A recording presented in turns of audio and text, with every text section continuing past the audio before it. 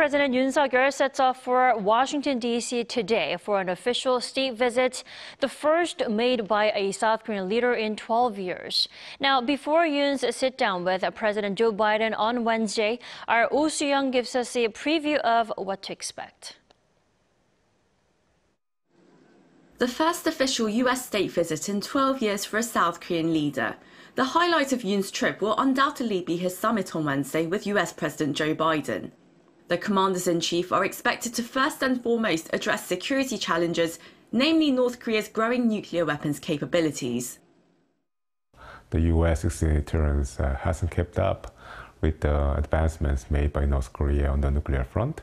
So I think the South Korean government would like the United States to put forward more complex and sophisticated response measures that are more visible to the South Korean public in order to reassure the country against the growing North Korea's nuclear threat.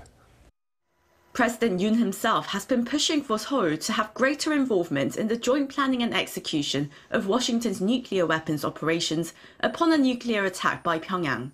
He's called for measures stronger than NATO's nuclear sharing arrangement with the US, under which Washington deploys tactical nuclear weapons in Germany and Italy and operates them after consultation.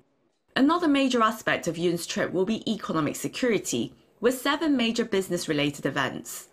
Yoon's top priority on that front will be gaining some leeway for South Korean auto and tech firms adversely affected by America's industrial policies, chiefly the Inflation Reduction Act and the Chips and Science Act. Dubbing himself the country's #1 salesman, Yoon is taking some 122 business people, including the chiefs of Samsung, SK, LG, Lotte and Hyundai, to expand partnerships and investments, particularly in high-tech areas, including the digital sector, biopharmaceuticals and even media contents.